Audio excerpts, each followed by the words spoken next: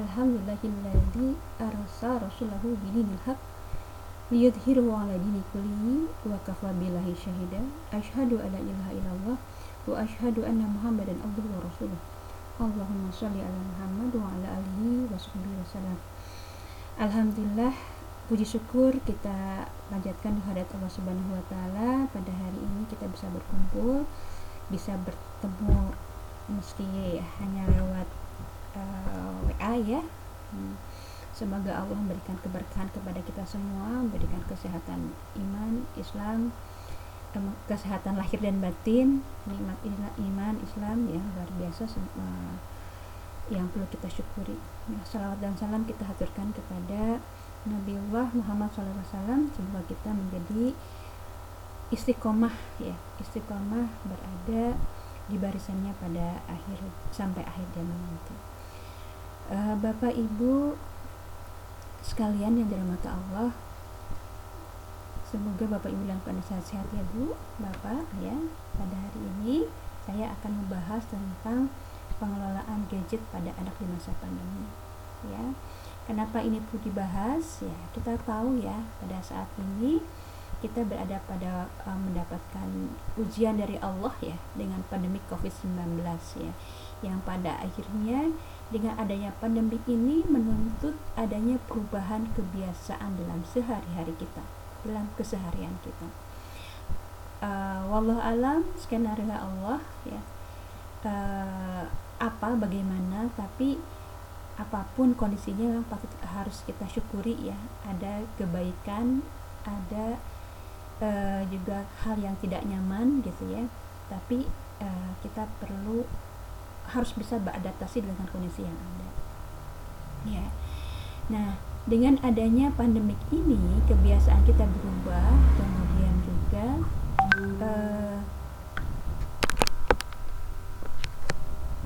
pada akhirnya ada protokol kesehatan yang harus kita ikuti ya. Salah satunya adalah bagaimana kita perlu menjaga yang namanya social atau physical distancing ya, sehingga berimbas pada pendidikan kita secara keseluruhan ya.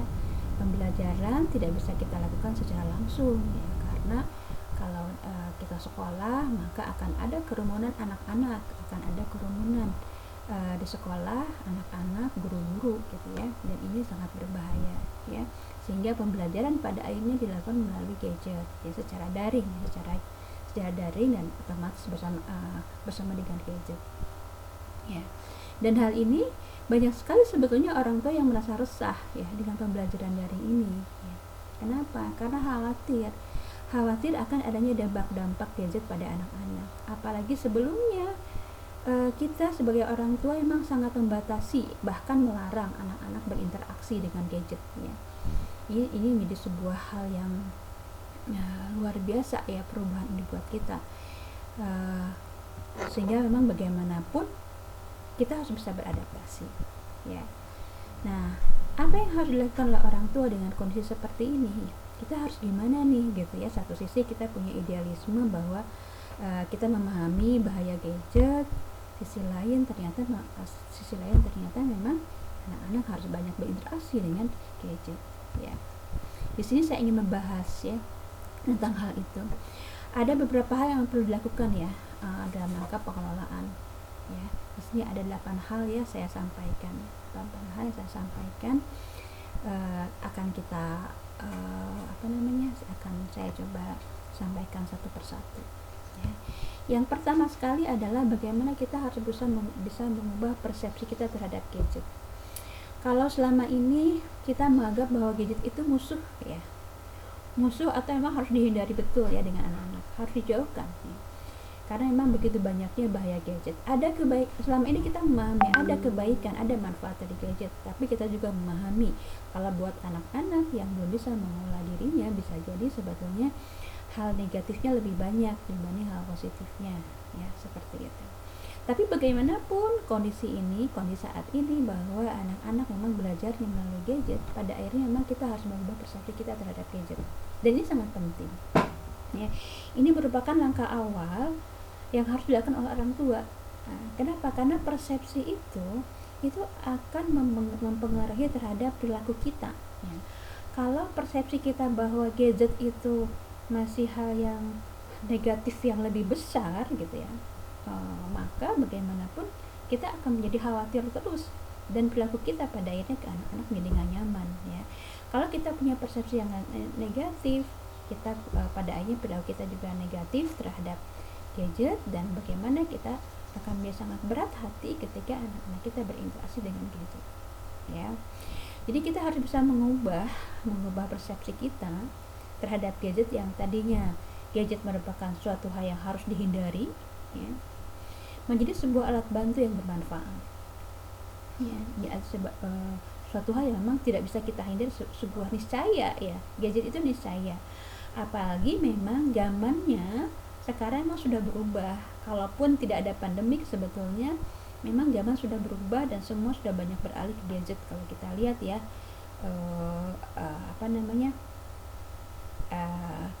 jual beli lewat gadget, segala macam, segala sesuatunya lewat gadget ya, transaksi ekonomi, transaksi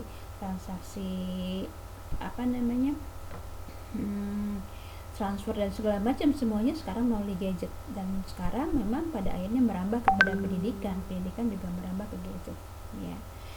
Dan kita memang perlu menyadari ada hal positif dari gadget banyak ya sebetulnya ya. Kita bisa ketemu daring seperti ini ya, mungkin ini juga salah satu positifnya pandemik ya.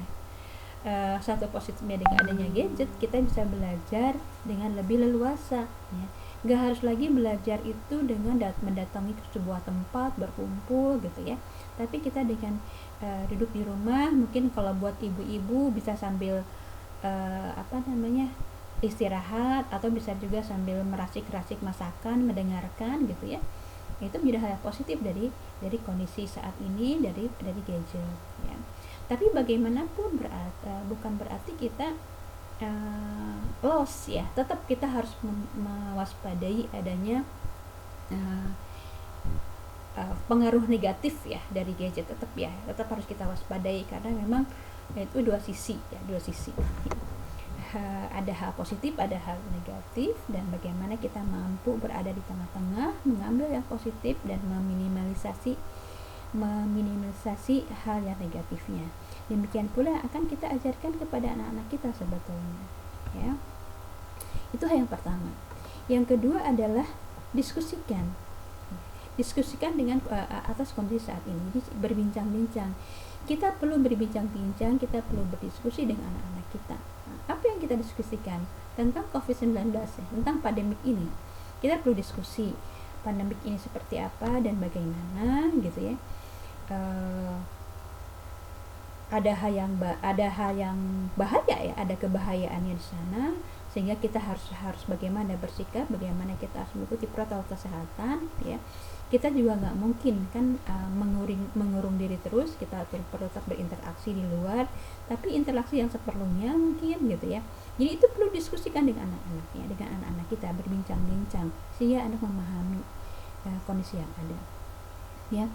Kemudian juga apa yang perlu diskusikan adalah tentang gadget itu sendiri gitu ya, tentang gadget itu sendiri, positif dan negatifnya ya. Dan ini akan lebih baik ketika kita berdiskusi dengan anak-anak kita, baik itu tentang pandemi COVID-19-nya atau tentang gadgetnya, positif dan negatifnya. Itu baiknya ada referensi,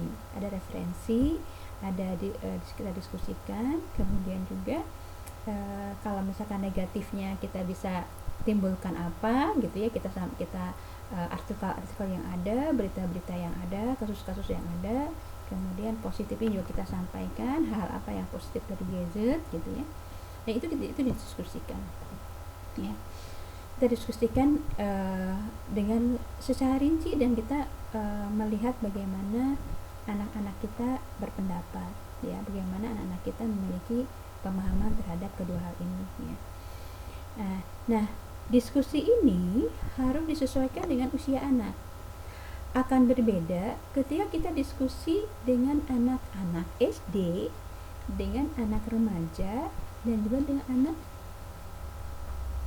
SMP, dan juga dengan anak SMA, termasuk juga dengan anak TK ya. Kalau anak TK mungkin kita lebih banyak bicaranya, kita banyak menyampaikannya, Anak SD kita bisa dengar mereka juga pendapatnya seperti apa gitu ya.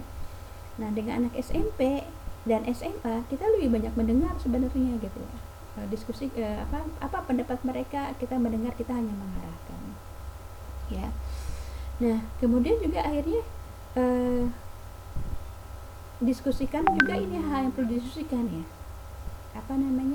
penghematan dan biaya dalam penggunaan gadget ya.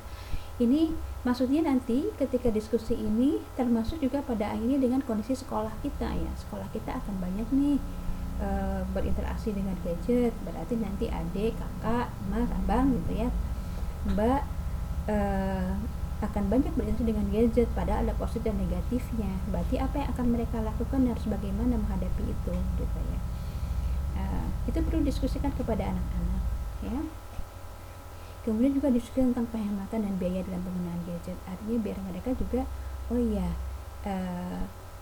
dengan belajar daring ini sebetulnya memang kebutuhan kuota banyak sekali ya.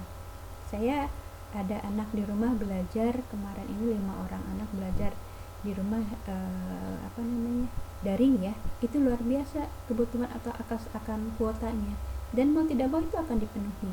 Nah ini perlu dibicarakan sehingga anak-anak bisa mampu menghemat ya, bisa menghemat agar mereka bisa melihat mana yang prioritas yang mereka lakukan dalam bergadget gitu ya, menggunakan kuotanya seperti apa gitu. Terutama untuk anak-anak remaja ya, untuk anak remaja ya. Saya sempat diskusi ya dengan mereka ya,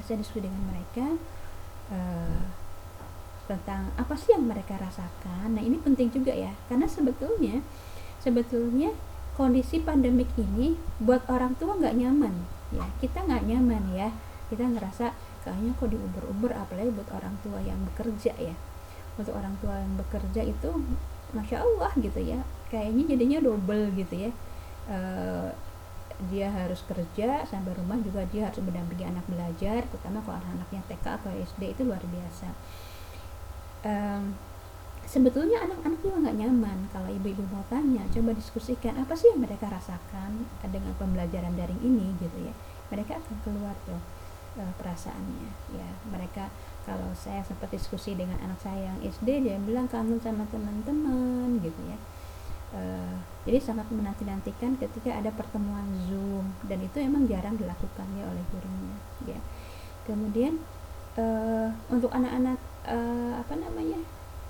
yang lebih atas lagi gitu ya, untuk anak SMA, kebetulan anak saya kelas 12 ya, mereka merasakan ketidaknyamanan dalam belajar, karena bagaimanapun belajar luring dan daring itu berbeda ya. Luring itu tatap muka ya, ketika tatap muka itu yang mereka rasakan berbeda dalam memahami ya. Kalau daring, meskipun kalau saya lihat anak SMA lebih banyak nih pembelajarannya lewat Zoom, gurunya menyenangkan, itu tatap muka dilakukan meskipun daring, tapi tetap aja nggak nyaman buat mereka nggak bisa leluasa untuk bertanya dan seterusnya ya. Jadi sebetulnya mereka juga nyaman. Jadi kondisi tidak nyaman itu tidak hanya pada orang tua, tapi juga pada anak-anak. Itu harus kita pahami ya, sehingga kita bisa merasakan apa yang mereka rasakan ya.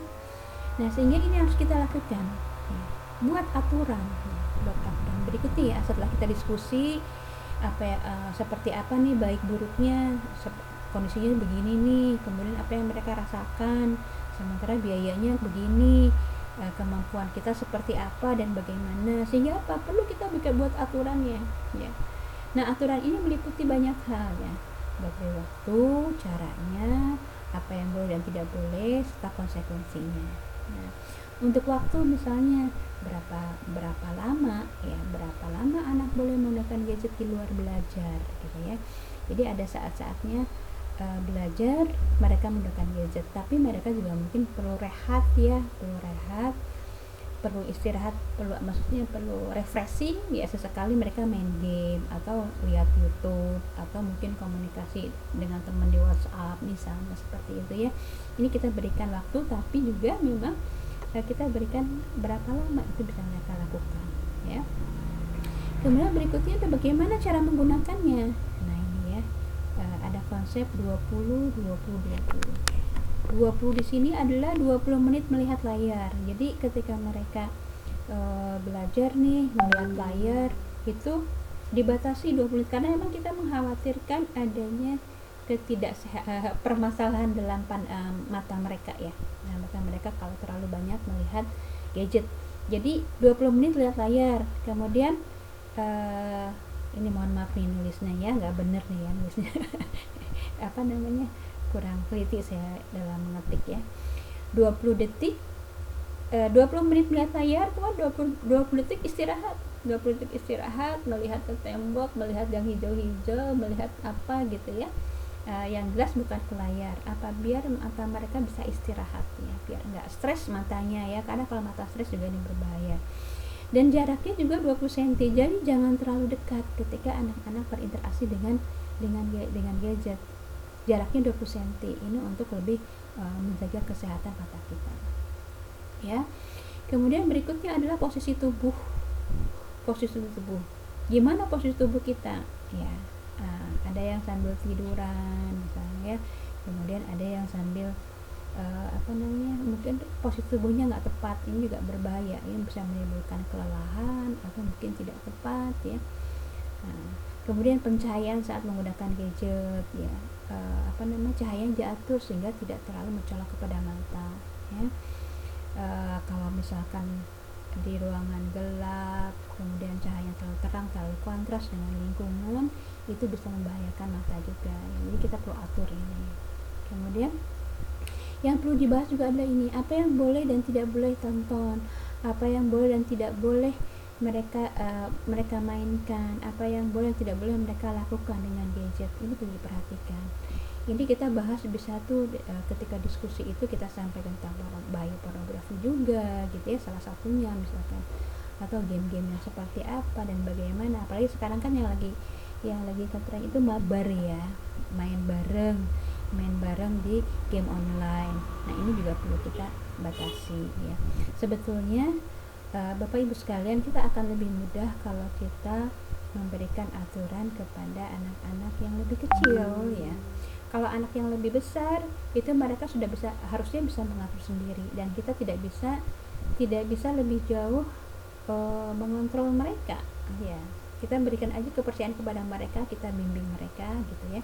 Tapi kalau sama anak-anak yang lebih kecil, kita bisa lebih detail, kita bisa lebih strict gitu ya.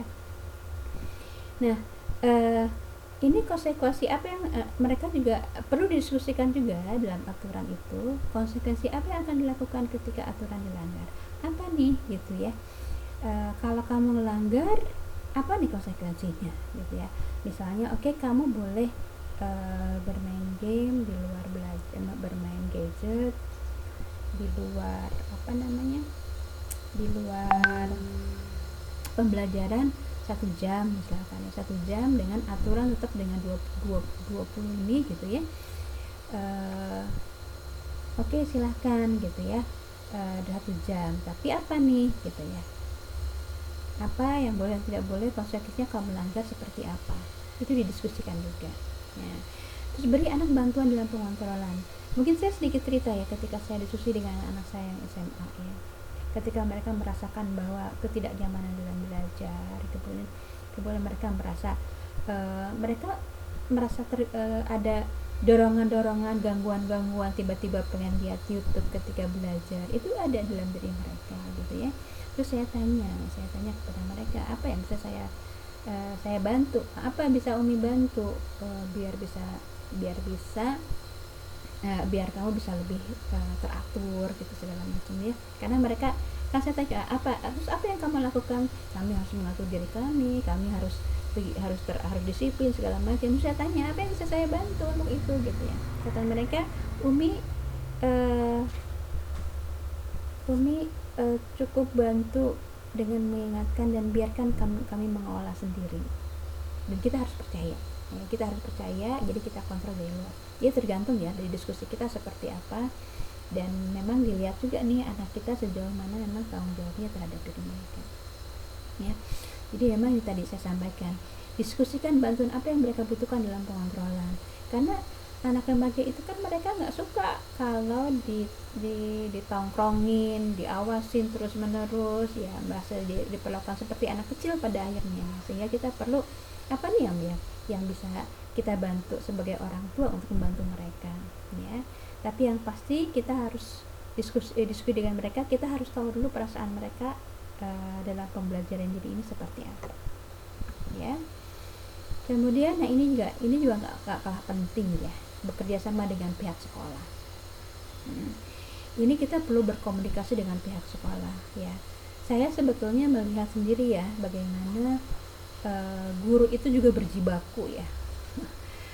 Bagaimana mempersiapkan pembelajaran diri itu, kalau saya lihat mereka menjadi persiapannya tuh bisa jadi 2 kali lipat dari pembelajaran biasa. Kenapa? Karena guru-guru itu dia harus mempersiapkan video pembelajaran. Mereka mempersiapkan media, mereka bahan-bahan yang akan divideokan, ya. Mereka mencoba belajar itu, dan itu suatu hal yang baru buat guru-guru juga, tapi mereka dalam menangkap tuntutan kondisi, dan mereka memang harus mengikuti itu, gitu. Dan saya melihat bagaimana pontang-pantingnya guru-guru, ya, apalagi ketika mengevaluasi siswa itu bisa 24 jam, ya. Kalau misalkan ada orang tua yang mereka kerja di luar rumah, gitu, ya, kerja kemudian pulangnya sore sehingga anaknya baru belajar sore, jadi kan kumpul tugasnya juga kan malam, ya, sehingga guru tadi pada akhirnya kerjanya nggak ada batasnya. Kalau buat guru itu luar biasa, ya. Saya sebetulnya memberikan apresiasi, ya, kepada guru-guru yang mau mempersiapkan pembelajaran yang luar biasa untuk kebutuhan siswanya, ya. Nah, di sini saya sampaikan bahwa sekolah perlu memberi aturan tentang lama dan konten penggunaan gadget di luar kegiatan belajar yang dievaluasi setiap hari. Jadi boleh tuh sekolah itu menyampaikan, ya, bukan boleh, memang harus, ya. Sekolah menyampaikan kepada siswanya, terutama untuk siswa-siswa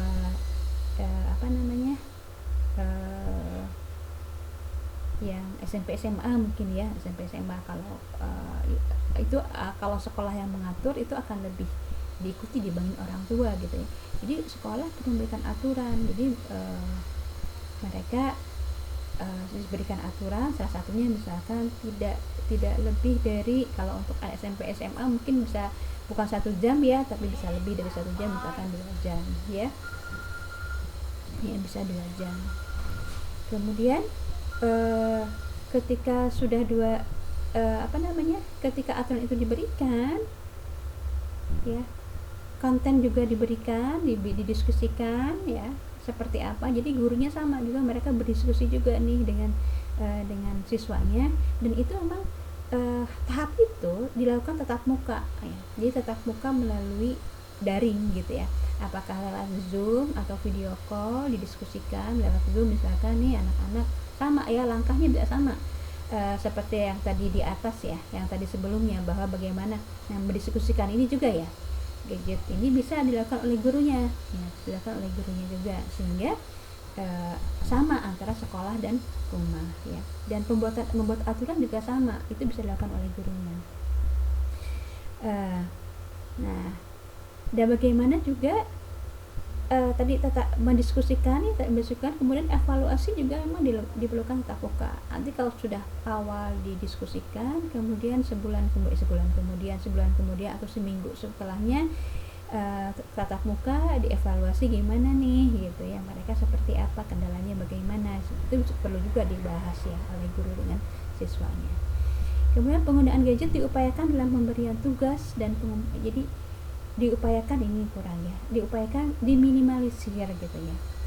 Maksudnya gini, kalau misalnya kasih tugasnya ini silahkan dikerjakan, ya, sehingga mereka ketika mengerjakan, mereka tidak pakai gadget mengerjakan, ya, tapi mengerjakan mungkin di buku, ditulis, gitu, ya, kemudian difoto, ya, dikirim, ya. Sebetulnya untuk SMA bisa lebih, ya, boleh mungkin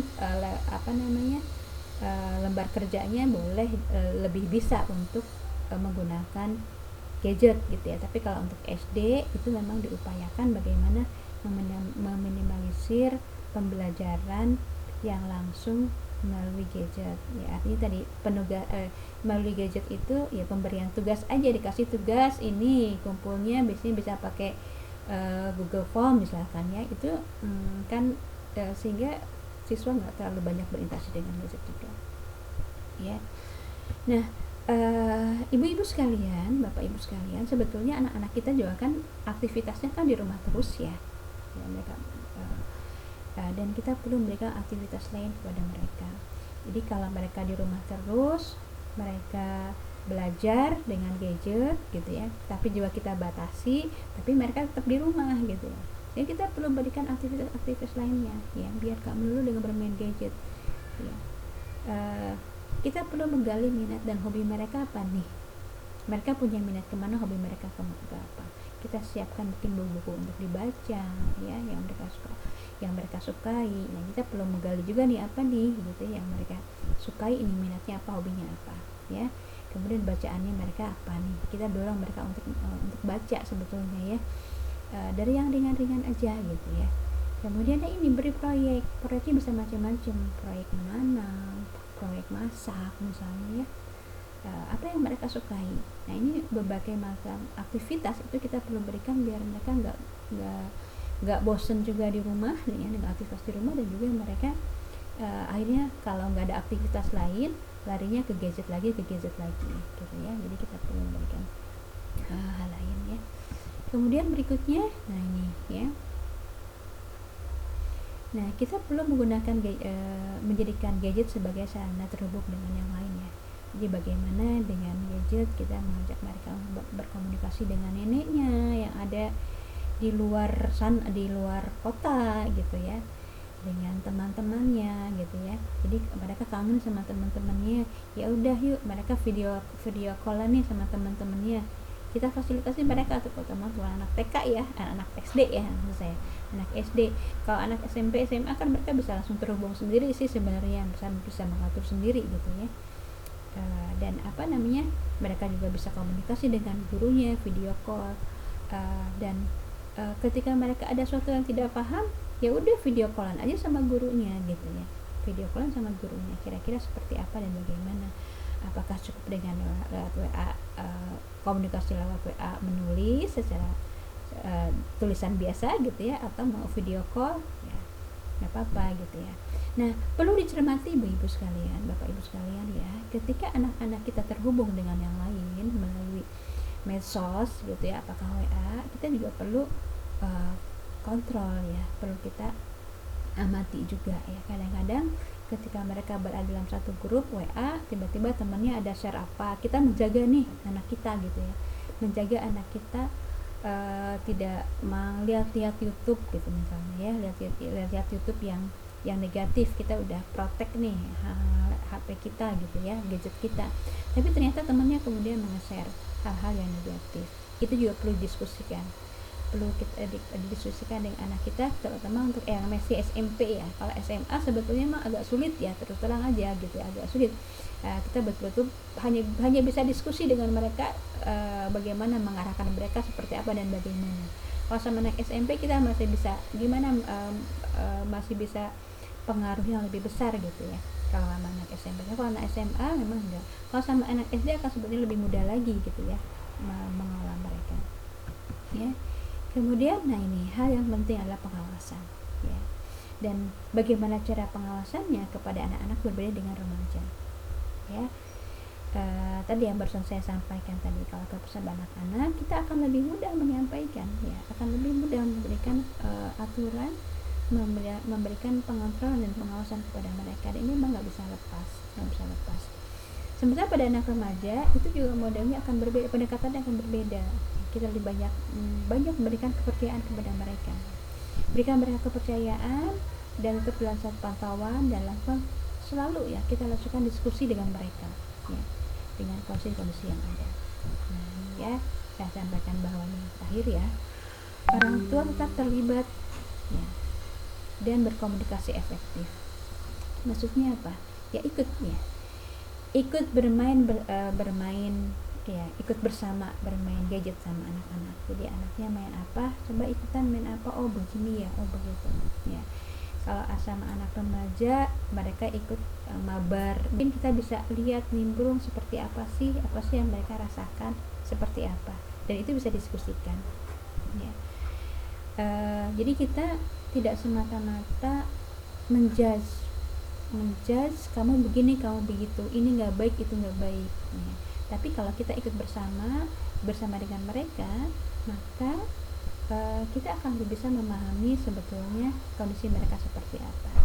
Nah, ini memang tidak mudah untuk orang tua yang bekerja ya, apalagi kalau misalnya ada yang single parent bekerja gitu, itu akan semakin sulit mengatur waktu.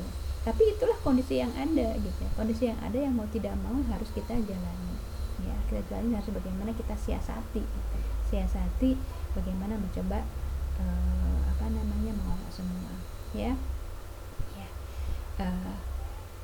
Ya tadi ya nonton YouTube bareng ya, anak kita nonton Korea, ya udah kita ikutan nonton Korea ya. Apa sih, oh ternyata Korea begini ya gitu ya, oh seperti ini. Kita bisa diskusi, menurut kamu itu seperti apa sih gitu ya. Kita bisa diskusi justru tentang apa yang mereka tonton ya, termasuk juga game ya. Game kalau sekarang yang lagi ngetrend itu kan apa, Mobile Legend, PUBG gitu ya, sama anak-anak itu luar biasa ya. Dan ini sebetulnya ini jadi satu hal juga, kadang-kadang kita memberikan aturan ya kepada anak-anak kita bagaimana mengolah gadget, tapi sebetulnya bisa jadi kita sendiri belum bisa mengolah. Saya secara pribadi juga begitu ya. Ya alasan kita kan ya, kita koordinasi, kita ada rapat di WA dan seterusnya itu, tapi sama aja ya sebetulnya anak-anak juga ngelihat ya orang tua juga bergadget kok gitu ya. Kita harus bisa memahami juga ya, dan ini menjadi artinya kita melihat kondisi kita seperti apa dan juga ke anak-anak juga bagaimana gitu ya. Kita bisa lebih memahami anak-anak kita ketika kita melihat posisi kita. Jadi kalau apalagi kalau misalkan anak-anak yang mereka anak-anak SMA atau SMP juga bisa jadi kalau misalkan mereka berorganisasi gitu ya, sehingga mereka akan berkomunikasi juga lewat gadget, akan banyak juga berkomunikasi melalui WA dan seterusnya gitu ya. Nah, itu kita harus memahami kondisi anak kita ya. Nah, ini sangat penting ya. Ini sangat penting bagaimana kita menjaga komunikasi efektif dengan anak. Nah, kalau kita membahas ini sebetulnya kita perlu sesi sendiri ya, bagaimana membangun sebuah komunikasi efektif dengan anak ya. Tapi paling enggak saya kasih bocorannya aja sedikit ya, bagaimana menjaga komunikasi efektif dengan anak itu dengan menghindari 12 pembutuh komunikasi ya. Apa nih 12 pembutuh komunikasi? Ini 12 gaya populer ya pembutuh komunikasi. Apa nih? Memerintah. Ini sering kita lakukan ya, meminta anak, apalagi sama anak-anak remaja itu nggak bisa ya. Itu anak akan malah menjadi mental ya, atau jadi menjauh dari kita ya ketika kita banyak memerintah, banyak menyalahkan. Kalau kita menggunakan 12 pembutuh komunikasi ini kan menjadi masalah besar dengan anak-anak kita. Jadi kita perlu perhatikan hal ini ketika kita berkomunikasi dengan mereka ya. Hindari kita memerintah ya, sehingga ya diskusikan tentang aturan, tugas mereka apa, tugas kita apa, adakan sebuah rapat gitu ya, seperti itu. Hindari juga kita menyalahkan, kamu mah banyak main game terus, kamu mah begini, kamu mah begitu, jadinya ini, jadinya itu. Nah, itu kita perlu menyalahkan.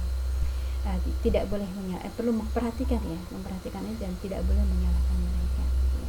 Karena sebetulnya yang sempat saya diskusikan dengan anak-anak gitu ya, mereka merasakan bahwa ya itu ketika mereka belajar tiba-tiba ada link YouTube gitu ya, tiba-tiba dia pengen buka gitu ya, keasikan gitu ya, lupa deh sama belajarnya, itu mungkin. Jadi kita perlu memahami hal seperti ini, kita jangan menyalahkan mereka ya. Kemudian yang perlu kita lakukan adalah bagaimana berkomunikasi. Jadi gimana nih kamu mengolah itu gitu ya. Kita juga nggak boleh meremehkan mereka. Oh gitu aja nggak bisa misalnya, masa begini aja kamu nggak bisa misalnya gitu ya. Kemudian memberi label ya, mencap. Ini juga kita hindari. Mengancam, awas loh kalau kamu ya, ini dihindari. membandingkan. Coba lihat si itu, coba lihat adiknya, lihat kakaknya, bisa, kamu kenapa nggak bisa, misalkan ya. Itu nggak enak banget bapak ibu dibandingkan ya. Kalau saya tanya sama bapak ibu mau nggak dibandingkan dengan yang lain? Misalnya suaminya membandingkan ibu dengan istri tetangga pasti sangat tidak enak sekali ya, dan itu pun yang dirasakan oleh anak kita. Jadi kita jangan pernah membandingkan anak-anak kita. Menasehati, nah ini ya, terutama buat anak-anak remaja, mereka sangat tidak suka dinasehati. Kalau kita banyak memberikan nasihat, maka anak-anak itu akan menutup telinga mereka ya. Dan ini akan menjadi hubungan menjadi yang baik, karena memang berkomunikasi dengan remaja itu ada triknya, ada hal yang perlu diperhatikan ya. Kita berkomunikasi dengan remaja, kita lebih banyak